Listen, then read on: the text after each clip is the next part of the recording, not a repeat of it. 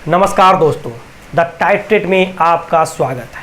आज हम बात करते हैं पंजाब का वह 7 लोकसभा, उसमें क्या स्थिति है, कौन जीत रहे हैं, कौन हार रहे हैं। आपको मालूम होगा पिछले बार यूपीए 8 सीट पर चुनाव जीती थी, कांग्रेस 8 सीट पर चुनाव जीते थे।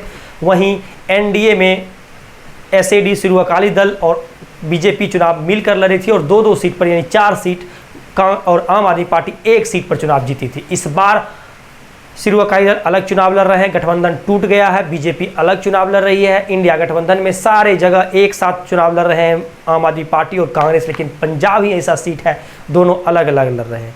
जो एक तरह से कहा जाए तो आम आदमी पार्टी और कांग्रेस से गठबंधन ना होना, कहीं ना कहीं आम आदमी पार्टी का अड़ा रहना कि हम सारे सीट पर लड़ेंगे, जो कि उनको मालूम है कि अगर एक साथ लड़ते हैं तो बहुत सारे सीट पर घाटा होगा। अगर एक साथ लड़ते तो 13 के 13 सीट पर बीजेपी सुपरा साफ हो जाती। तो अभी क्या की कुछ स्थिति है, सबसे पहले हम बात करते हैं गुरुदासपुर की बात करें। पिछले बार बीजेपी से सन्नी देओल यहाँ से चुनाव जीते थे। इस बार सन्नी देओल चुनाव नहीं लड़ रहे हैं, उनके जगह पर बीजेपी ने यहाँ पर चुनाव मैदान में दिनेश सिंह को अपना उतारा है। वहीं कांग्रेस प्रत्याशी सुखजिंदर सिंह रंधवा को अपना प्रत्याशी बनाया।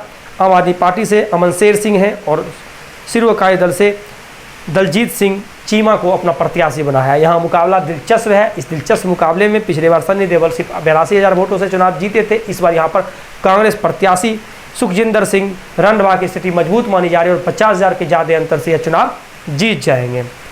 अमृतसर की बात करें तो पिछले बार यहाँ पर बीजेपी हार गई थी, कांग्रेस लगभग 99,626 वोट से गुरजीत सिंह जी चुनाव जीत गए थे। इस बार कांग्रेस ने पुनः गुरजीत सिंह ओजला पर अपना भरोसा जताया, उनको टिकट दिया। कुलदीप सिंह धनीवाल वार जी यहाँ पर आम आदमी पार्टी से हैं, एसएडी से अनिल जोशी जी हैं और बीजेपी से तरनजीत सिंह सिद्धू जी यहाँ पर चुनाव मैदान में उतरे हैं। यहाँ पे भी मुकाबला दिलचस्प है, द्विकोणीय माना जा रहा है आम आदमी पार्टी और कांग्रेस के बीच में। इस द्विकोणीय मुकाबले में कांग्रेस प्रत्याशी गुरजीत सिंह पुनः यह सीट निकालने में कामयाब हो रही है। उसके बाद हम बात करते हैं खडूर साहिब की बात करें तो यहाँ पर पिछले बार जो चुनाव जीते थे कांग्रेस के प्रत्याशी जावेद सिंह गिल जी, जो कि 1,40,573 वोट से चुनाव जीत गए थे।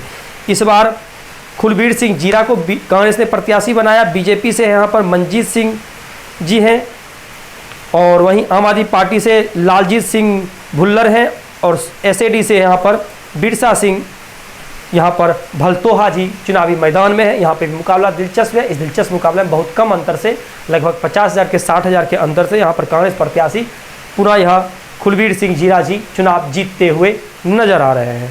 उसके बाद जालंधर की बात करते हैं। जालंधर की बात करें तो पिछले बार जालंधर से यहाँ पर कांग्रेस प्रत्याशी सिर्फ 19,491 वोट ला करके चुनाव जीत गए थे। इस बार जालंधर से जो चुनावी मैदान में है वह है आम आदमी पार्टी से पवन कुमार टीनू जी, बीजेपी से सुशील कुमार रिंकू जी, एसएडी से महेंद्र सिंह कायपी जी चुनावी मैदान में है। वहीं कांग्रेस प्रत्याशी इसे यहाँ पर चरणजीत सिंह चन्नी को चुनावी मैदान में उतारा है। यहाँ भी मुकाबला एक तरफा माना जा रहा है। इस एक तरफे मुकाबले में आम आदमी पार्टी की स्थिति मजबूत है और 1 लाख के ज़्यादा अंतर से पवन कुमार टीनू जी यह चुनाव जीत रहे हैं।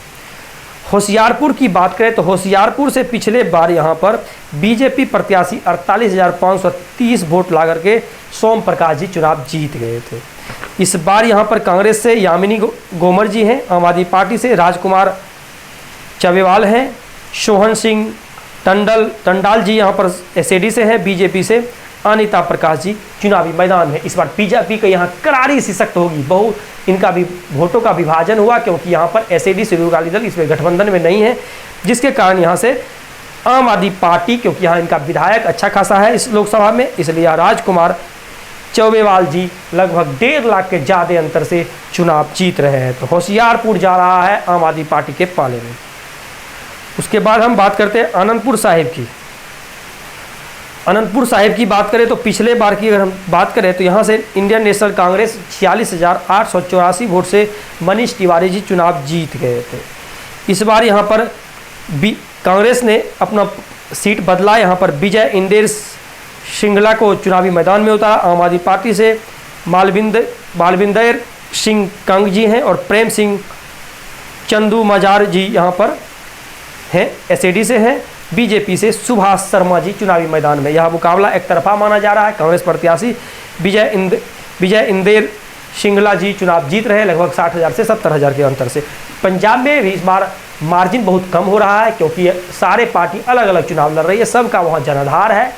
लेकिन आम आदमी पार्टी वहाँ पर इस बार सरकार में है और वहीं कांग्रेस पिछले बार सरकार में थी, तो कहीं न कहीं इसलिए इनका मजबूती दोनों का है और दोनों कहीं जीत रहे हैं, कहीं हार रहे हैं।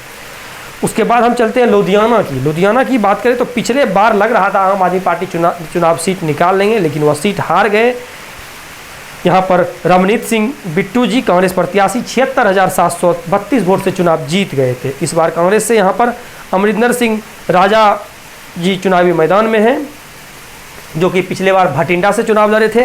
आम आदमी पार्टी से अशोक जी चुनावी मैदान में हैं, अशोक परासर पप्पी जी। वहीं एसएडी से हैं रंजीत सिंह ढिलोन जी, बीजेपी से हैं यहाँ पर रमनीत सिंह बिट्टू जी, जो कि पिछले बार यहाँ से कांग्रेस के प्रत्याशी थे। इस बार यह बीजेपी का दामन ठाना, बीजेपी ने इनको टिकट दिया। यहाँ मुकाबला दिलचस्प होता हुआ दिख रहा है। और लुधियाना सीट पिछले बार जो आम आदमी पार्टी नहीं हारी थी, और यहाँ पर कांग्रेस और बीजेपी में जो वोट का बंटवारा हो रहा है, जिसके कारण आम आदमी पार्टी अशोक परासर पप्पी जी की स्थिति मजबूत मानी जा रही है और लुधियाना सीट जा रहा आम आदमी के पाले में। इस तरह से हम समराइज कर दें, गुरुदासपुर कांग्रेस के पाले में, अमृतसर कांग्रेस के पाले में, खदूर साहिब कांग्रेस के पाले में, जालंधर आम आदमी पार्टी चुनाव जीत रही है, होशियारपुर आम आदमी पार्टी चुनाव जीत रही है, आनंदपुर साहिब कांग्रेस प्रत्याशी चुनाव जीत रहे हैं, लुधियाना आम आदमी पार्टी चुनाव जीत रही है। यानी बीजेपी और एसएडी का खाता नहीं खुला है 7 लोकसभा में। और आगे जो 6 लोकसभा है उसके बारे में आप लोगों के बीच जल्द हाजिर होंगे।